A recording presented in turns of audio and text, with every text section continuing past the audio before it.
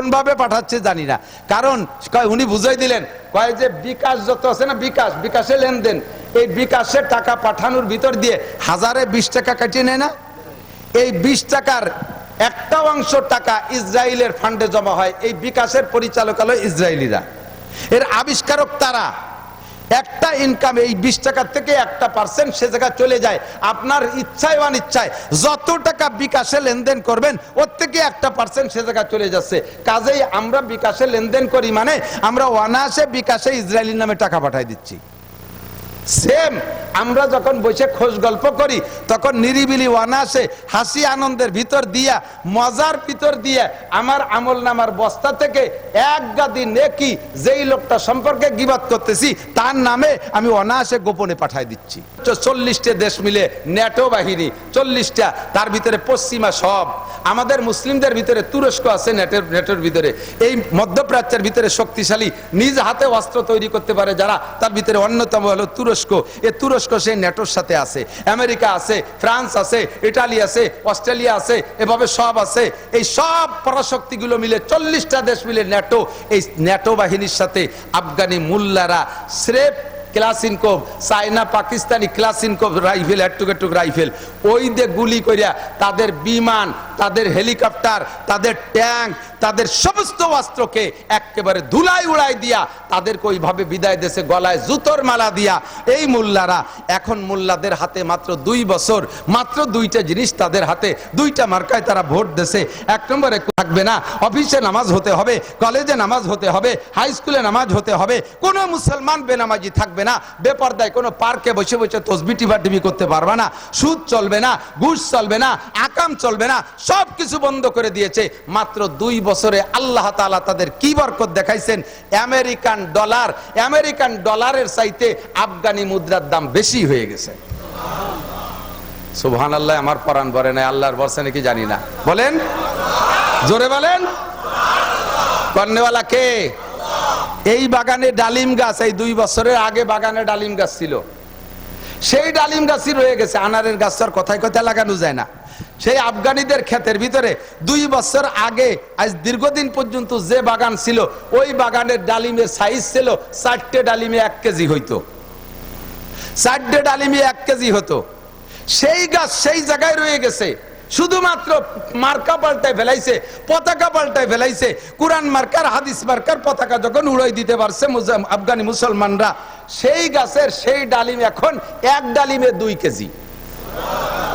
4 ডালিমে 1 KG হইতো, সেই গাছের ডালিমরে আল্লাহ বড় বানাই দিয়েছে, এখন 1 ডালিমে 2 কেজি।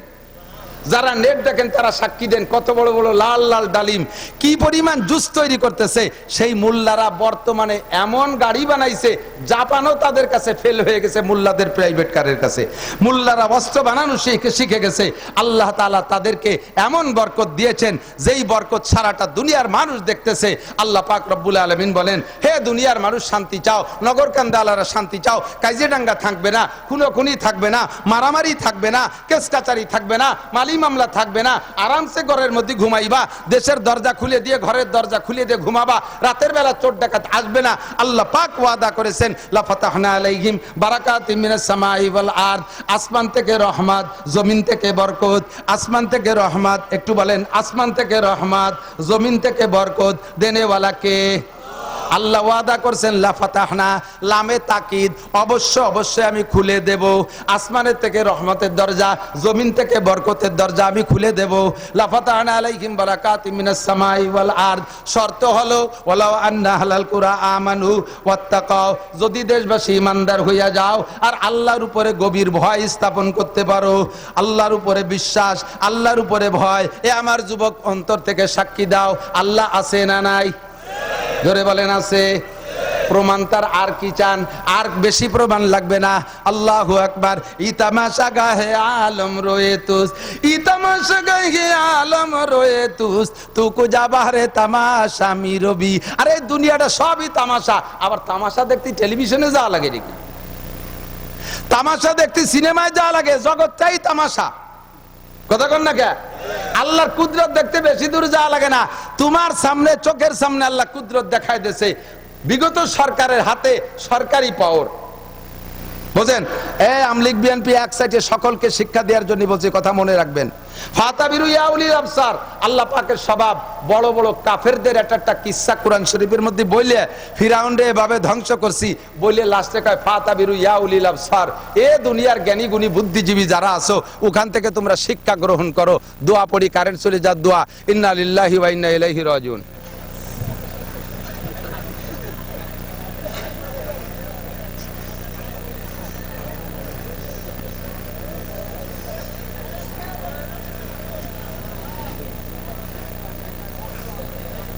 জেনেতার আছে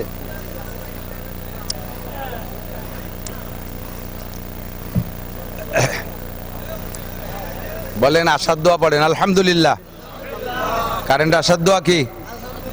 যাওয়ার দোয়া, আবার ইন্না লিল্লাহ, ইন্না লিল্লাহি ওয়া ইন্না ইলাইহি রাজিউন। আল্লাহু আকবার। কষ্ট হচ্ছে আপনাদের?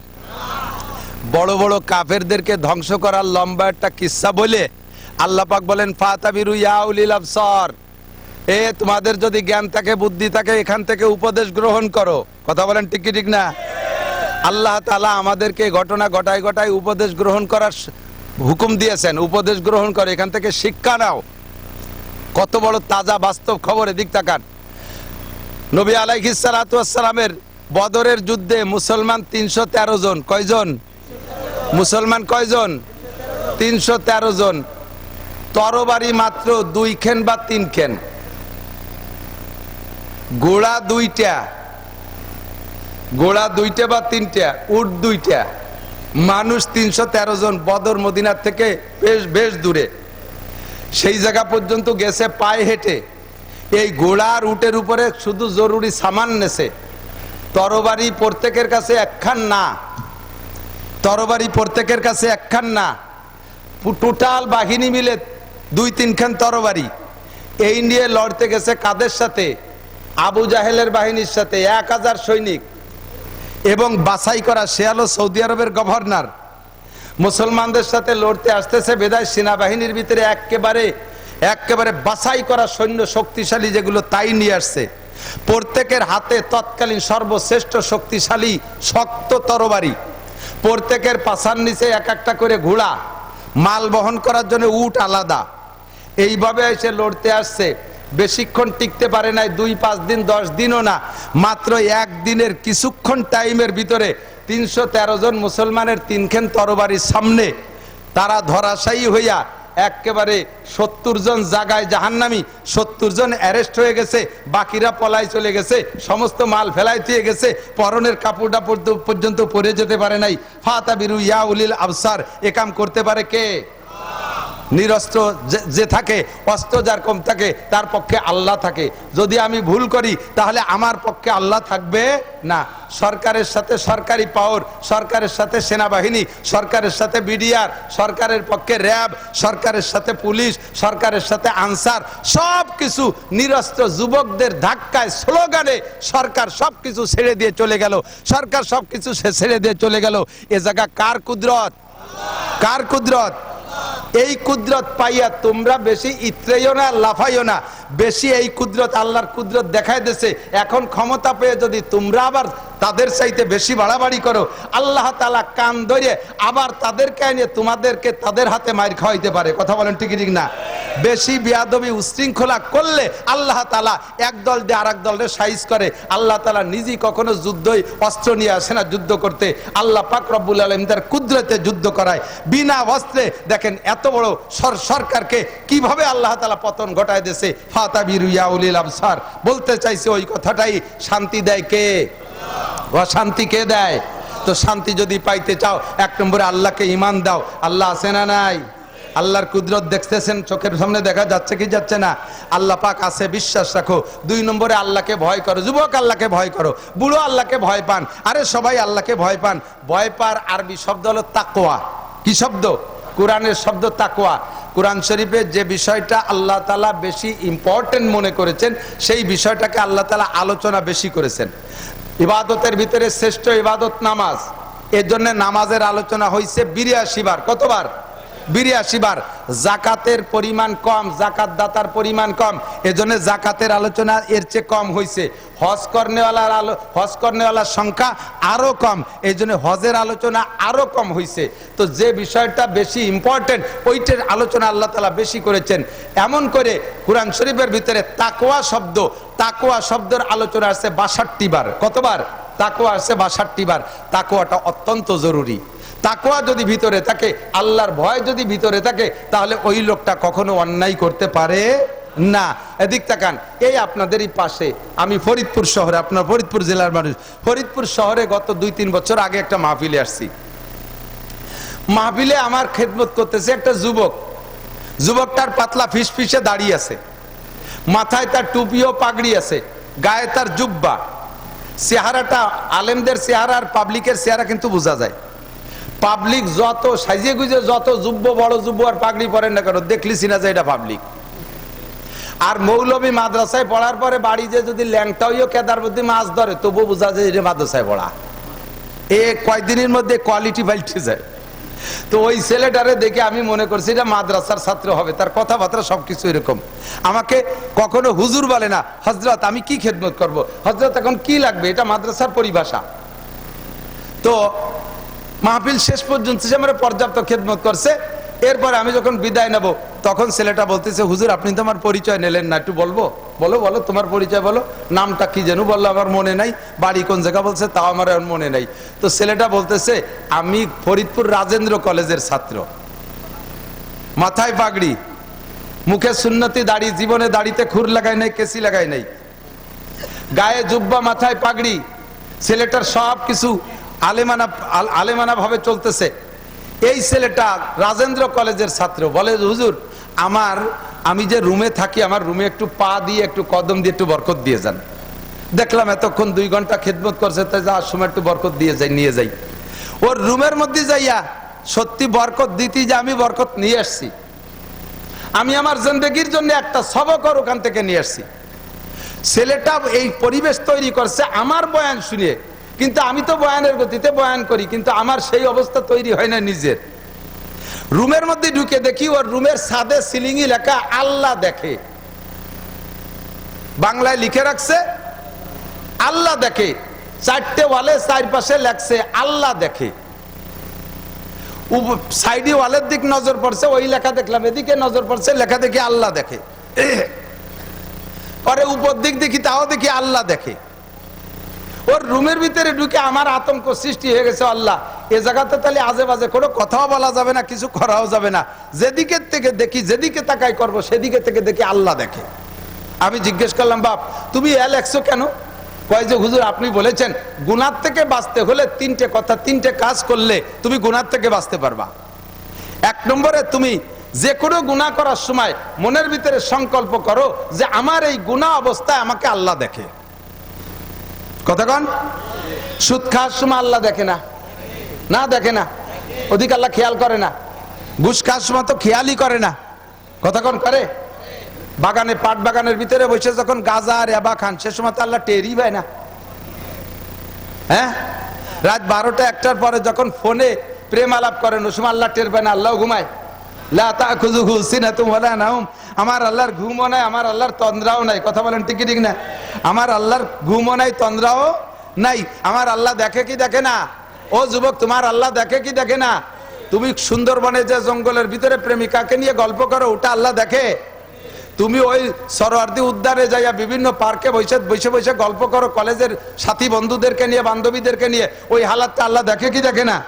মদ গাঁজা যখন খাও তখন আল্লাহ, বিড়ি সিগারেট যখন খাই তখন আল্লাহ, মিথ্যে কথা যখন বলি তখন আল্লাহ। কথা কন না? দেখে। জোরে বলেন, আল্লাহ দেখে। দোকান লুট করবো যখন, তখন আল্লাহ। পরের মাল চুরি করবো, কেড়ে আনবো, তখন আল্লাহ। এই সংকল্পটা যদি ভিতরে থাকে যে আমি এই কাজ করতেছি, এই অবস্থায় আমার আল্লাহ দেখে।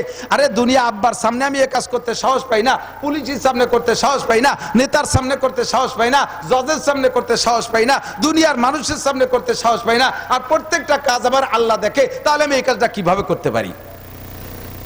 এই সংকল্পটা যদি ভিতরে আসে গুনাহ থেকে ফিরবেন। ছেলেটা বলে, হুজুর আপনি যেদিন বলছেন যে এই সংকল্প, তারপরে দেখলাম যে একা একা সংকল্প আসে না, আমি একা রুমের মধ্যে থাকি, একা রুমের ভিতরে একটা যুবক ছেলে থাকলে নানান রঙের অন্যায় করা যায়, বিভিন্ন প্রকারের গুনাহ সে একা একা বসে করতে পারে, তখন আমি গুনাহ যখন করি সংকল্পটা তৈরি করা আমার কঠিন হয়ে যায়, বিদায় আমি সব জায়গায় লিখে রাখছি যে আমি যেদিক থেকে গুনাহ করব চোখের সামনে লেখাটা পড়বে, আল্লাহ দেখে, চোখের সামনে লেখাটা পড়বে, আল্লাহ দেখে, আর আমার আল্লাহ যখন দেখে তখন আমি অন্যায় করতে পারবো।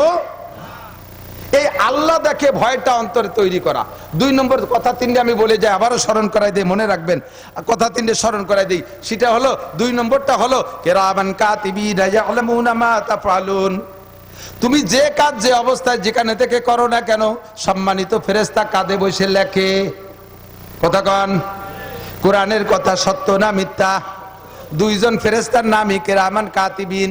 আমরা পাবলিকরা মনে করি ডান কাদের ফেরেশতার নাম কিরামান আর বাম কাদের নাম কাতিবিন, না, 2 জনের নামই হলো কিরামান কাতিবিন। কাতিবিন মানে বহুত লেখক, কিরামান মানে সম্মানী। প্রত্যেকের কাঁধে ফেরেশতা আছে, সমস্ত ফেরেশতাদেরকে সম্মিলিতভাবে বলা হয় কিরামান কাতিবিন ইয়ালামুনা মা তাফআলুন। তুমি যে কাজ করো তা তারা জানে, তুমি যা বলো তা তারা শুনে। আল্লাহ কয় মা ইয়ালফিজু মিন কাউলিন ইল্লা লাদাইহি রাকিবুন আতীদ। হে যুবক যুবতী, আবাল বৃদ্ধ বনিতা, রাজনীতি করো, গল্প করো, যা কিছু করো না কেন, সমস্ত কথা মুখ থেকে বেরোনোর সঙ্গে সঙ্গে কে শোনে? সঙ্গে সঙ্গে ওই ফেরেশতারা ওইটা লিখে ফেলে। চার দোকানে বসে বসে গল্প, আপনাদের এদিক তো নাই, চার দোকানে তো লোকজন বসে না তেমন, চা খেয়েই তো চলে আসে। কথা কন না কে? চায়ের দোকানগুলো হইছে মিনি সংসদ ভবন, ওখানে বসে যা আলোচনা করে সেই অনুযায়ী। একদিন শেখ হাসিনা দেশ চালাইছে, এর আগে খালেদা চালাইছে, এখনো এখান থেকে যা বুদ্ধি দেবেন তাই দিয়ে ইউনুস কাকা দেশ চালাবে, তাই নাকি? তোমার এই ভাও কথা ও পদ্মা পার হয়ে উবার যায় না, ঘন্টার পর ঘন্টা যত ভাও কথা, আজে বাজে কথা, সাথে সাথে কইতে কইতে কইতে কইতে গিবাত শিকায়তের মধ্যে চলে যায়, আছে না? গিবাত, আরে মিয়া টের পাচ্ছেন না, শুনতে শুনতে কান তেলছা হয়ে গেছে বলে লক্ষ্য করে শুনতেছেন না। আবার একটু মন থেকে একটু শোনেন গিবাত সম্পর্কে। গিবাত হলো, গিবাত কাকে বলে? আমি মাওলানা নাসির একটা অন্যায় করেছি, এই অন্যায়টা আপনি জানেন, তেমন আর কেউ জানে না, বা 2-1 জন জানে। যেই 2-1 জন জানেন, ওই 2-1 জন না জানা মানুষের ভিতরে আমার এই দোষটাই আলোচনা করার নাম হলো গিবাত। আপনি আরেকজনের কাছে বলবেন আমারে খাটো করার জন্য, ব্যঙ্গ করার জন্য, আমার সমাজে তিরস্কৃত করার জন্য আরেকজনের কাছে বলবেন, এর নামই গিবাত। আর আমি করি নাই এমন কিছু আমার নামে তৈরি করে বলার নাম হলো অপবাদ। আর অপবাদ যা গিবাতের চাইতে মারাত্মক। আর গিবাতটা কতটুকু অপরাধ? গিবাত হলো আপনি যদি গিবাত করেন, আল গিবাত আসাদ্দু মিনাজ জিনা। প্রথম কথা হলো, আরে এমন শোভা বিটিকে শোনার দরকার ছিল রে, ইন্না লিল্লাহি ওয়া ইন্না ইলাইহি রাজিউন। কারণ এই কাজে বিটিরা বড় মাহের, বিটিরা গিবাতের আল্লামাতুল গিবাত। আর চার দোকানের মুরব্বীরাও এই গিবাতের আল্লামা। বসে বসে দুনিয়ার ভাও কথা কইতে কইতে কইতে কইতে গিবাত তো কয়, লাস্টে অপবাদও করে। কতক্ষণ নামাজ পড়ে, মসজিদে নামাজ পড়ে, নামাজ পড়ে ডাইরেক্ট এদিক ওদিক যায় না, চার দোকানে আগে যাবে, সারা রাত যা গুছাইছে তাই একটু সাপ্লাই দেওয়ার জন্য। সময়ের হিসাব আল্লাহর কাছে দেওয়া লাগবে কি লাগবে না? এই জায়গা যা বলছেন নুরা ফেরেশতারা লেখে কি লেখে না? মা ইয়ালফিজু মিন কাউল। একটু ভয় পান, একটু ভয় পান। এবার আমি বলি এদিক তাকান। আরেকটা হলো, এ ভাই গিবত যদি হয়, খেয়াল করতেছে না, আমি কি অপ্রয়োজনীয় কথা বলতেছি? সবচেয়ে বড় ইবাদত হলো গুনাহ ছেড়ে দেওয়া। সবচেয়ে বড় ইবাদত কি? গুনাহ ছাড়ার মতো আর বড় ইবাদত নাই। নামাজের চাইতেও দামি গুনাহ ছেড়ে দেওয়া। নামাজ পড়া সহজ, কিন্তু গুনাহ ছাড়া বড় কঠিন। এই গুনার আলোচনাটা একটু করি। সবচেয়ে বড় মারাত্মক, হাতে ধরে নিজে ইচ্ছাকৃত ভাবে লস করতেছি। যেমন কিছুদিন আগে মাওলানা হাবিবুল্লাহ মাহমুদ কাসেমি একটা পোস্ট দিয়েছিল ফেসবুকে, খুব দারুণ একটা কথা। কয় জায়গায় বসে আমরা মুসলমানরা প্রত্যেকে ইসরায়েলের নামে আমরা মুসলমানরা, আমরা বাংলাদেশি, সারা পৃথিবী যারা বিকাশ ব্যবহার করি, কি করি? বিকাশ ব্যবহার করি। আমরা প্রত্যেকে ইসরায়েলের নেতানিয়াহুর নামে, ইসরায়েলের ইহুদিদের নামে আমরা রেগুলার টাকা বিকাশ করতেছি। অথচ ইসরায়েলিরা আমাদের শত্রু, তাদের ধ্বংস কামনা করি, তাদের নামে আমরা নিয়মিত টাকা পাঠাইতেছি বিকাশের মাধ্যমে। কোন ভাবে পাঠাচ্ছে জানি না, কারণ উনি বুঝাই দিলেন, কয় যে বিকাশ যত আছে না, বিকাশে লেনদেন, এই বিকাশের টাকা পাঠানোর ভিতর দিয়ে 1020 টাকা কাটিয়ে নেয় না, এই 20 টাকার একটা অংশ টাকা ইসরায়েলের ফান্ডে জমা হয়। এই বিকাশের পরিচালক হলো ইসরায়েলিরা, এর আবিষ্কারক তারা। একটা ইনকাম এই 20 টাকার থেকে 1% সে জায়গায় চলে যায়। আপনার ইচ্ছায় অনিচ্ছায় যত টাকা বিকাশে লেনদেন করবেন ওর থেকে 1% সে জায়গায় চলে যাচ্ছে। কাজেই আমরা বিকাশে লেনদেন করি মানে আমরা অনায়াসে বিকাশে ইসরায়েলির নামে টাকা পাঠাই দিচ্ছি।